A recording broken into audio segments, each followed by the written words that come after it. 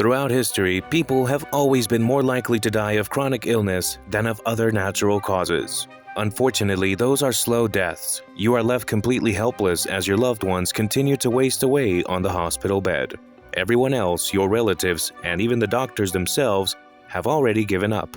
Such is the reality a man named Kanji Yakutani had to experience back in his childhood. Right now, he's working as a researcher in Tokyo University.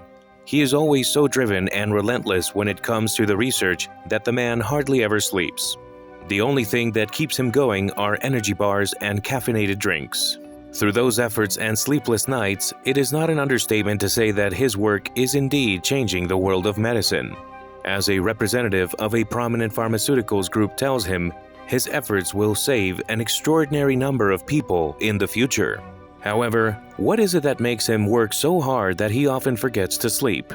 Well, this is where we go back to what happened in his childhood.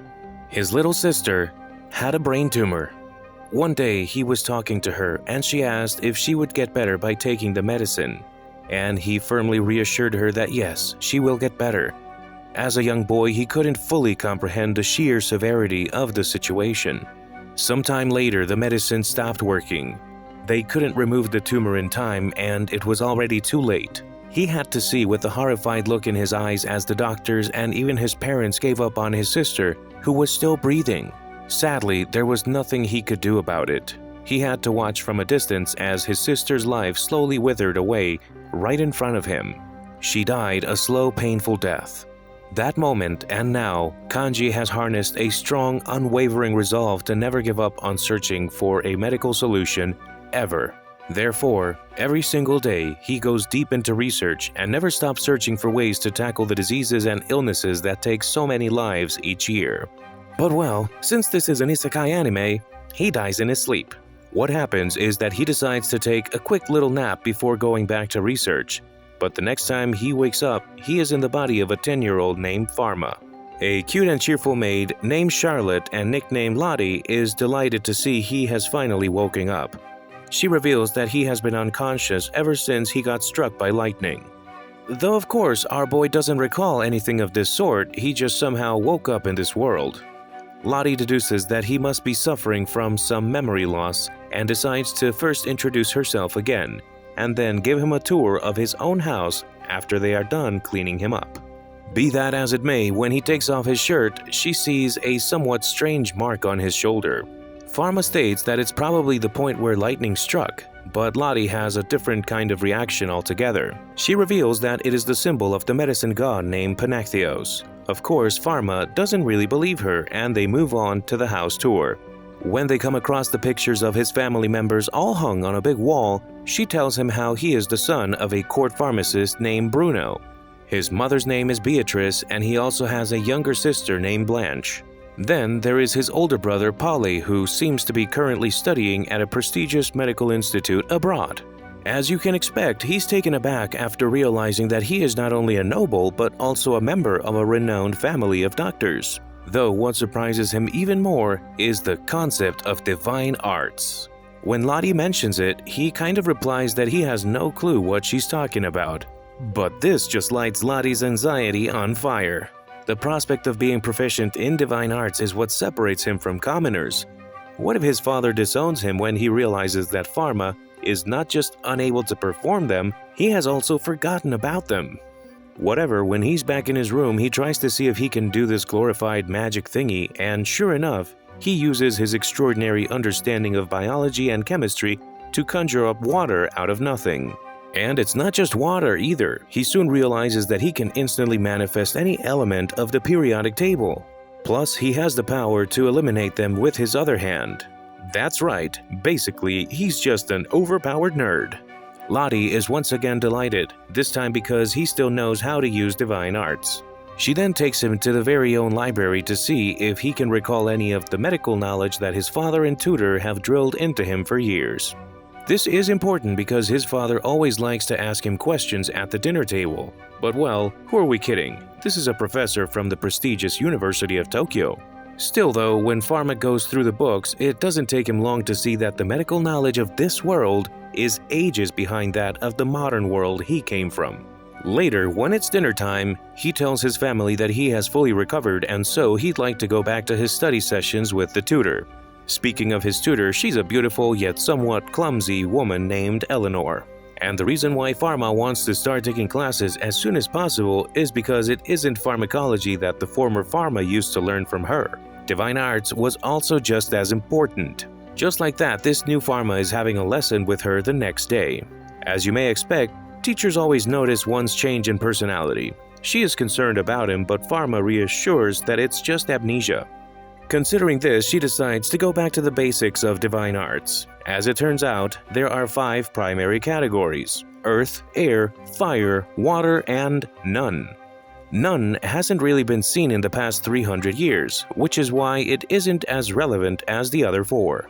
Pharma then questions her about how they can create and erase every single element. But Eleanor reveals that it is theoretically impossible for a human to have such an ability. Even if there were such a person, he would be a monster and not a human. Pharma was going to say that he can do exactly what is considered impossible, but after realizing that such an ability doesn't exist, he decides to keep it a secret. Following this, Eleanor gives him a practical demonstration by manifesting water through her wand by saying an incantation. However, when it's Pharma's turn, he manages to do it without saying the incantation. Not to mention, the sheer scope of the water he conjures up is insane. This just sends Eleanor's head in a loop. She tries checking his magic capacity and the instrument breaks. It's over 9,000!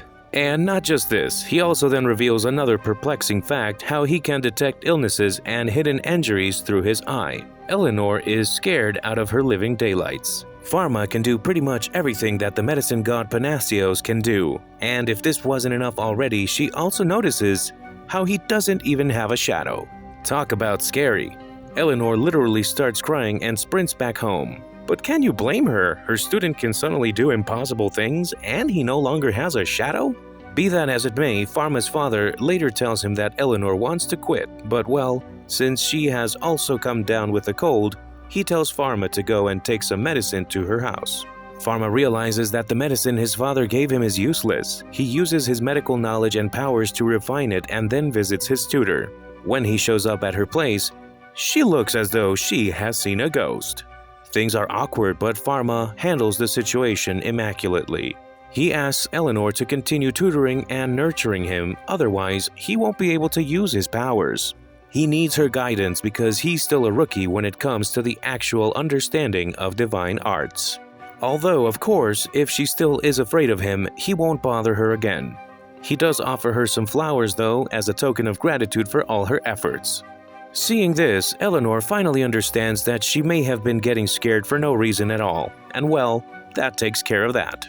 Later, when he is back at his house, Pharma uses his eye and pinpoints that all of their household butlers and maids have some kind of ailment hindering them.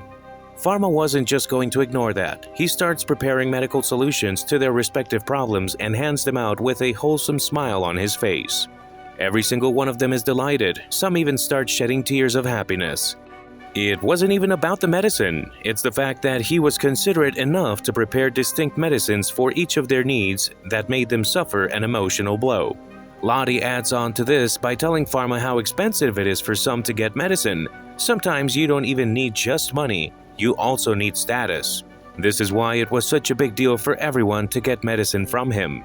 Once again, Pharma wasn't just going to ignore a problem this big. Medicine is not a privilege, it's a basic human right just like food and water. He declares that he'll make it so medicine is available to everyone regardless of their status or financial situation.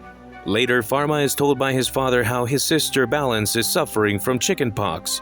Although he has already contracted them once before, he should still be careful about getting too close to her. But of course, instead of following the advice, he sneaks into her bedroom and feeds her a medicine he just prepared. His sweet little sister instantly starts feeling better. Though it's probably not a good idea to reveal his powers to his father just yet, which is why he asked Blanche to keep this a secret. Still though, their father Bruno was surprised by her recovery. As a doctor, he says it's a miraculous recovery. Pharma, on the other hand, realizes that he needs a pocket microscope to better diagnose people, and so he makes one for himself right away. And then comes the big first hurdle for Pharma to overcome. He is supposed to tag along with his father as they go and visit Empress Elizabeth, whose health demands immediate attention. Pharma and his father arrive at the royal palace. Pretty much all of the important officials and other folks are already there. One look and everyone can tell that they all think the Empress doesn't have much time left. Bruno comes forth, extracts some blood, examines it, and then proceeds to get a word in with the astrologist. He puts 2 and 2 together and deduces that the Empress will pass away the next night. But when the Empress herself asks him about it, he reassures her by stating that his medicine will work. However, Pharma knows. He knows that what his father gave the Empress is nothing more than anesthesia. This means he has already given up on saving her and was just telling a lie to somehow make her suffering just a little bit less painful. Pharma then uses his eye to examine her himself, and from the looks of it, she not only has lung cancer but also tuberculosis. This was not a situation indeed that his father could resolve because of the limited knowledge of this world. However, luckily, Pharma knows what to do. There may not be much time or equipment, but all hope is not lost. But maybe it's the fact that all of the officials were there and it's the Empress we're talking about, but Pharma seemed to be hesitating. Though not for long. When her son comes running to see if his mother's okay, Pharma suddenly has all the incentive he needs to do whatever it takes and save the Empress. He steps forth and personally asks her to give him the permission to prepare the medicine.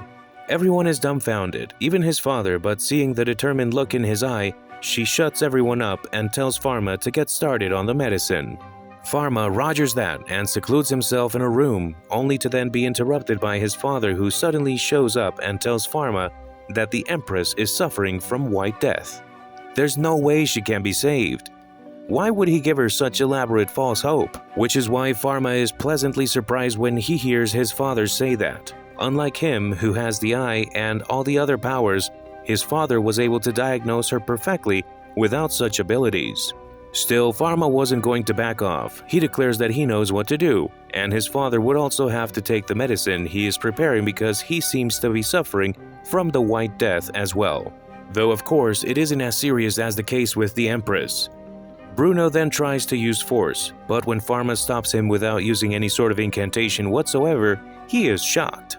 Seriously, just check out the surprised look on his face. Bruno then looks around and sees Pharma's journals on which there are some medicines that he simply has no idea about. Pharma has a good excuse though. He says he dreamed it all up when he was struck by the lightning.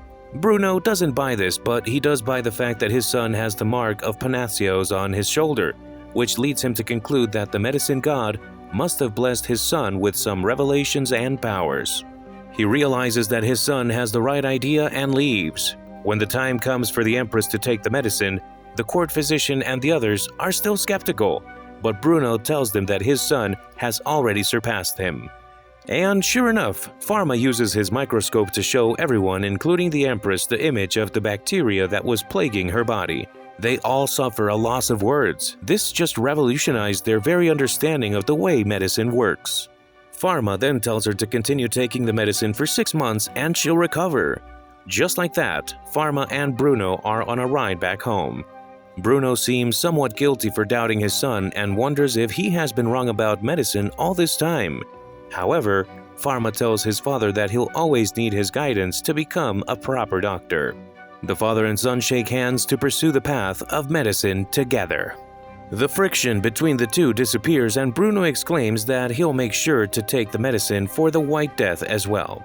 Following this event, Pharma is having a conversation with his father where he says that they should make the cure for White Death public. But Bruno tells his son that he should be very careful going forward.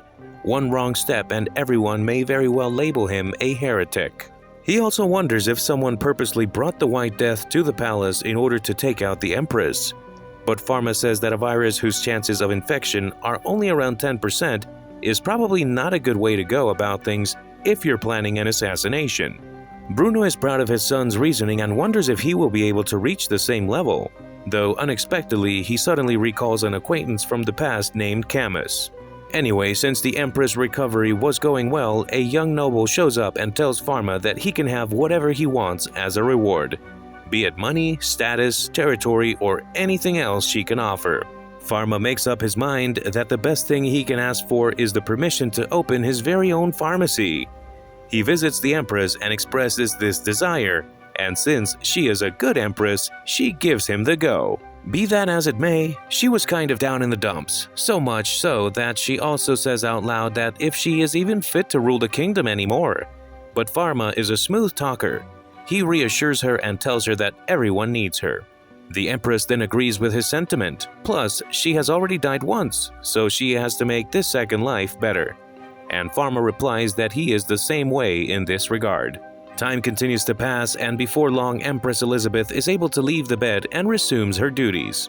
She holds a special ceremony and invites both Bruno and Pharma because of course she does. Bruno is praised for raising such a skilled pharmacist, and he gets a land full of herbs as reward. Then it's Pharma's turn. She personally promotes him from apprentice pharmacist to royal pharmacist and presents him with his badge. And then the Empress publicly declares that she has given him the permission to open a pharmacy. In the following days, he works together with the professionals and gets his pharmacy built. Honestly, he never would have thought that the dream pharmacy he always wanted to build would be realized in a parallel world. Someone hears him say that and ends up mistaking it for the actual name of the pharmacy. Yep, that's how Parallel World Pharmacy came to be. However, not everyone is that excited to see a 10-year-old build his own pharmacy, especially not the head of the Pharmaceutics Guild named Veron. He tries to make fun of Pharma but gets mocked and chased away by Eleanor. Then the next step comes in the establishment of Parallel World Pharmacy. Pharma needs a staff. Cute little Lottie wants to be in the staff, but Pharma is somewhat unsure about this. She's just a 9-year-old after all. But Lottie's enthusiasm wins him over. Though the real problem was the accountant. This isn't a role just anyone can fill in after all. But quite conveniently, his father retires his own accountant named Cedric.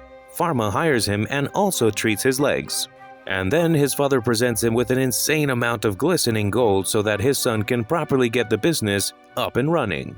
Pharma is genuinely grateful for this, plus he also already knows that the reason his father retired Cedric is so he can then hire him.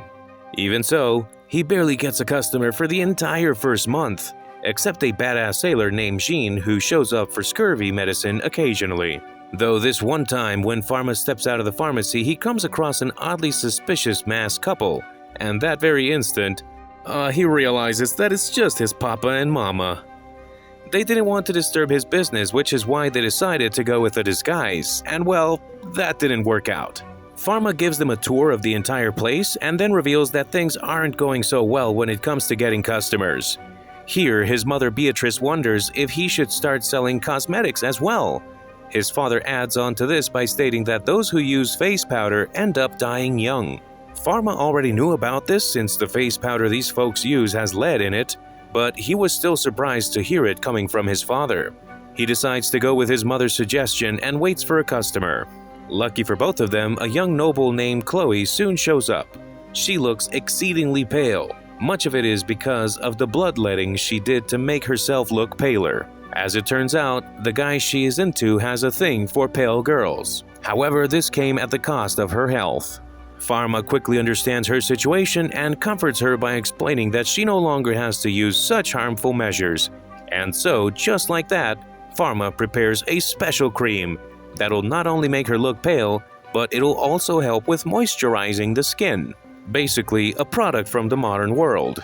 Chloe was more than happy by this. Her father is quite well known out there, and so, word of his cosmetics spread around quickly. Before long, Parallel World Pharmacy is flooded with customers. They realize that they don't have to be intimidated by it. The price is affordable, and these are the kind of products that everyone can genuinely benefit from.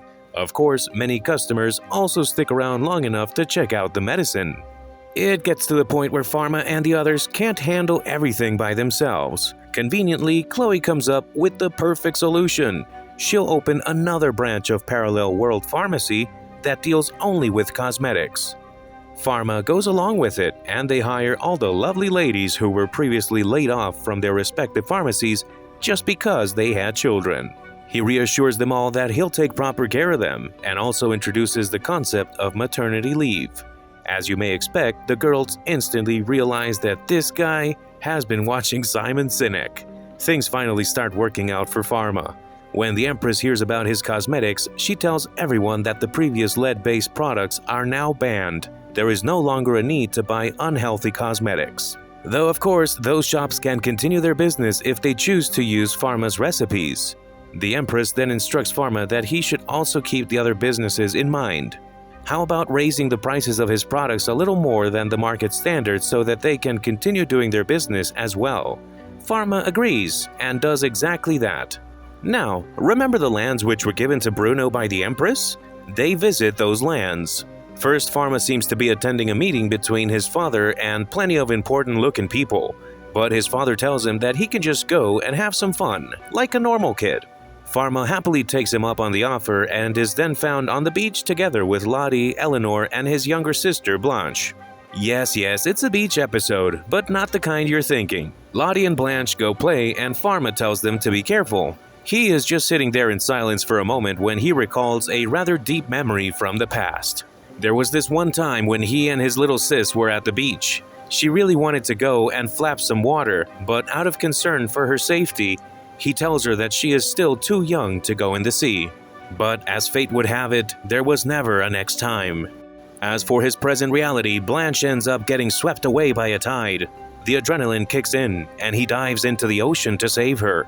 But the situation was looking really unpleasant. She was already so deep into the ocean. Pharma is frustrated, his emotions kick in, and he ends up releasing his power. Suddenly, a massive hole appears in the ocean, where there is no water whatsoever. He is obviously surprised himself, but Lottie and Eleanor are even more so. It would be one thing if he managed to weaken the waves or move them away, but he did something inconceivable. He simply erased the seawater from existence. Later, when they're back, he recalls what happened and gets understandably scared. All of it was impulsive. What if he had also accidentally removed the water from their bodies? Fortunately, nothing went wrong, and so he'll be more careful next time. Though it looks like someone saw what happened and informed it to the Holy Diocese. There is a boy without a shadow, and they must execute him right away. Sure enough, when Pharma is at his pharmacy, two cloaked priests seem to be overserving him.